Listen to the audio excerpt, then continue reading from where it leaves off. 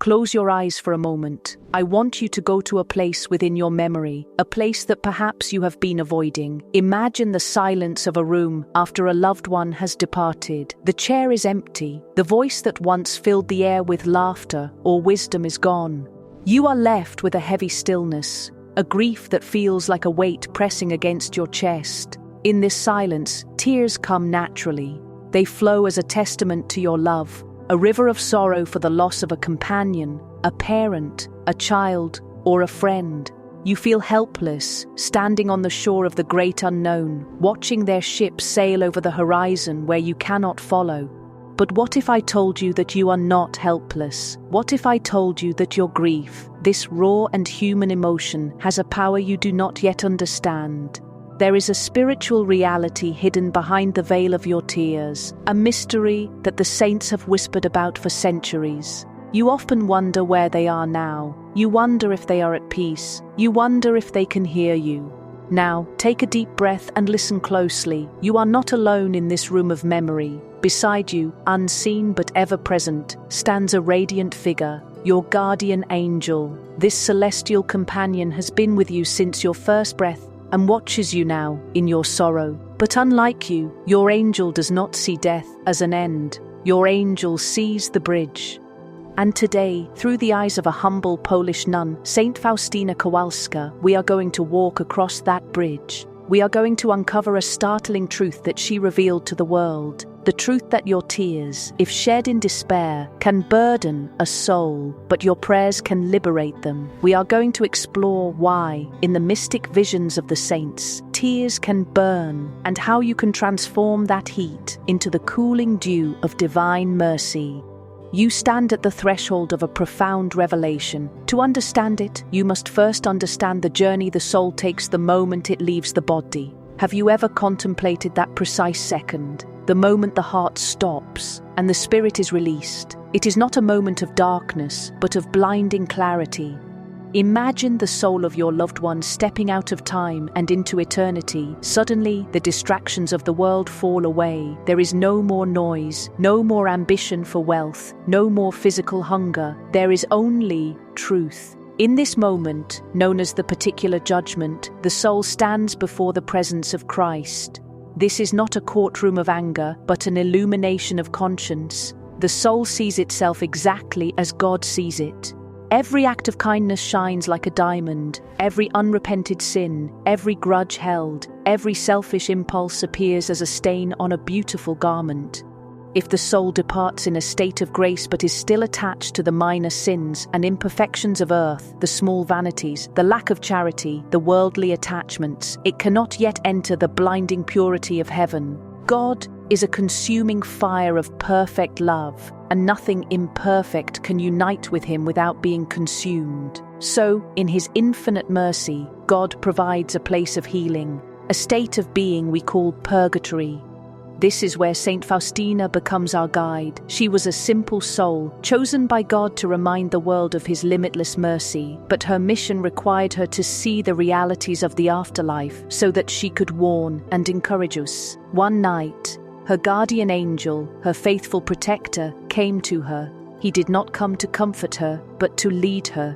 He took her in spirit to a place filled with fire and mist, a place filled with suffering souls.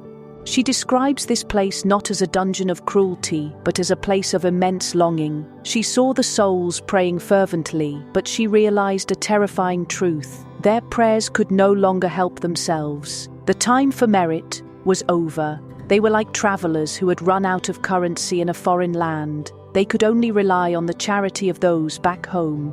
They relied on you. And here lies the great mystery that brings us to the title of our journey. Faustina tells of a specific encounter, a moment that should shake you to your very core and change the way you grieve forever. She was visited by the soul of a sister who had recently died. This sister was in a state of terrible suffering. Faustina, moved by compassion, asked her, "What is it that hurts you the most?" The sister replied that it was the longing for God, a spiritual thirst that could not be quenched. But then she revealed something else. She told Faustina that the tears of her friends and family on earth were adding to her suffering. Think about that for a moment. You cry because you love. You weep because you miss them. How could your love cause pain? The saint explains that it is not love that burns, but hopeless grief. When you drown in despair, when you weep as if there is no God and no eternity, your spirit wraps around the departed soul like a heavy, wet shroud. Your excessive, worldly attachment pulls them back toward the earth they are trying to leave. They sense your pain, and because they still love you, your agony becomes their agony. They want to fly to God, but your refusal to let go, your screaming into the void without prayer, acts as a tether. One soul told a mystic that when we cry without praying, our tears fall upon them like boiling water. It is a harsh image, isn't it? It shocks the heart, but it is meant to wake you up. It is meant to shift your perspective from yourself to them. When you weep solely for your own loss, you are looking inward. When you pray for their soul, you are looking upward. You must understand the nature of the fire of purgatory. It is not the same fire as hell. The fire of hell is the fire of hatred and eternal separation. The fire of purgatory is the fire of love. It is the burning desire to be with God. Imagine you are in a dark room and you see a sliver of the most beautiful, radiant light under the door. You know that behind that door is everything you have ever wanted: pure joy, total peace, the face of God. You run to the door, but you find you cannot open it yet. You look down at your hands and see they are still holding onto bags of dust, your old sins, your old habits. The heat of the light coming through the cracks burns you, not because it is harmful, but because you are not yet ready to bear it. You must drop the bags. You must be cleansed. That burning longing is what purifies the soul. Now, consider your guardian angel again. Do you think he leaves you when you die? No. Saint Faustina saw the guardian angels of the souls in purgatory. They do not abandon their charges. They stand by them, offering moments of solace, whispering words of encouragement. But the angels cannot pay the debt for the soul. Only a human, living in time, acting in faith, can offer the coin of prayer. This is where your power lies. You, who are still in the land of the living, possess a treasure that the souls in purgatory envy: the ability to merit grace.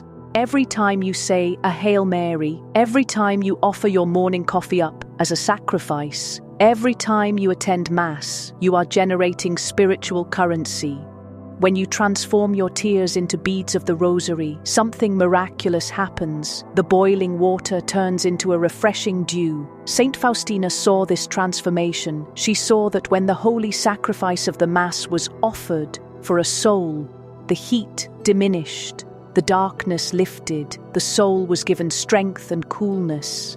Imagine your loved one right now. Picture them not in the past, but in the present, perhaps waiting in that state of purification. They are looking at you. They are crying out, not with a voice you can hear with your ears, but with a vibration you can feel in your heart.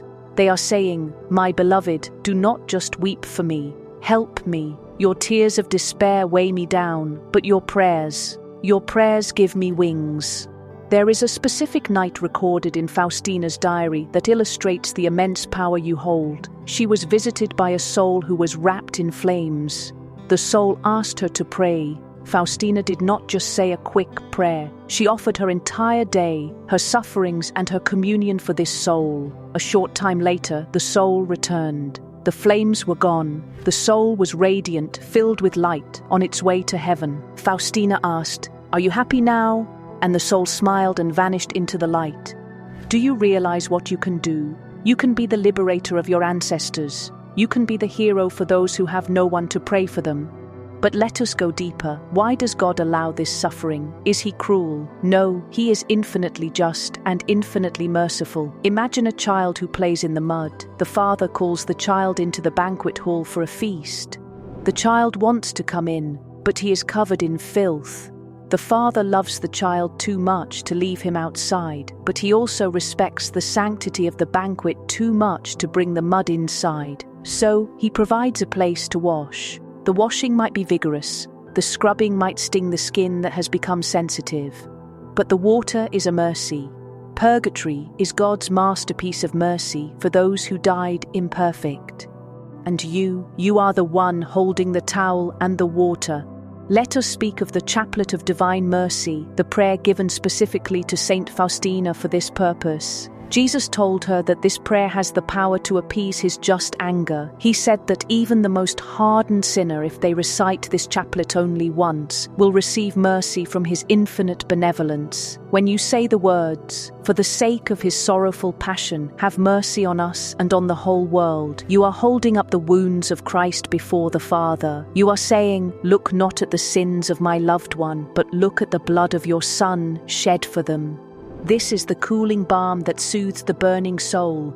There is another figure in this spiritual drama whom we must not forget, the Mother of Mercy, the Blessed Virgin Mary. Saint Faustina saw her visiting the souls in Purgatory. She calls Mary the star of the sea. Imagine the souls tossing in a burning ocean of longing. Suddenly, a gentle light appears. Mary descends, and with her presence, the fires recede. She brings refreshment. She brings hope. The angels bow as she passes, and the souls reach out to her.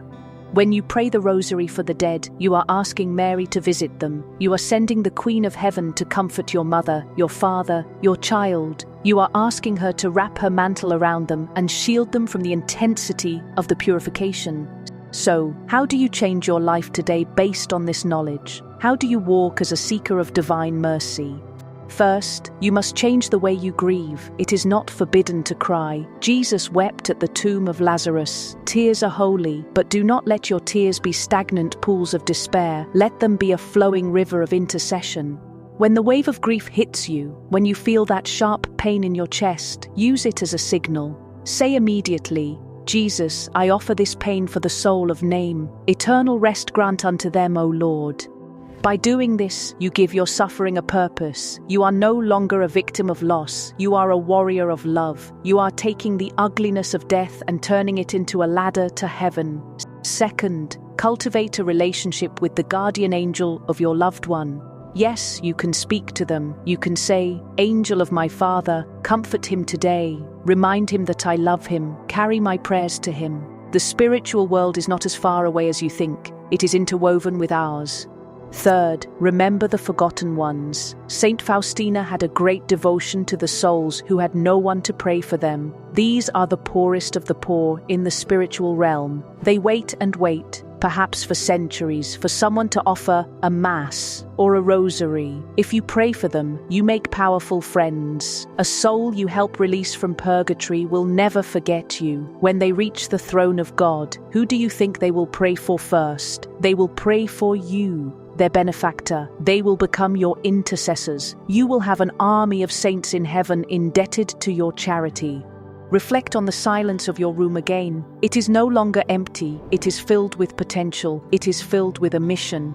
The life you are living right now is a preparation. Every day you are weaving the garment you will wear in eternity, and part of that weaving involves how you care for those who have gone before you. Saint Faustina teaches us that love is stronger than death, but love must be active. Love must be prayerful. Do not let your tears burn. Let them baptize. Let them heal.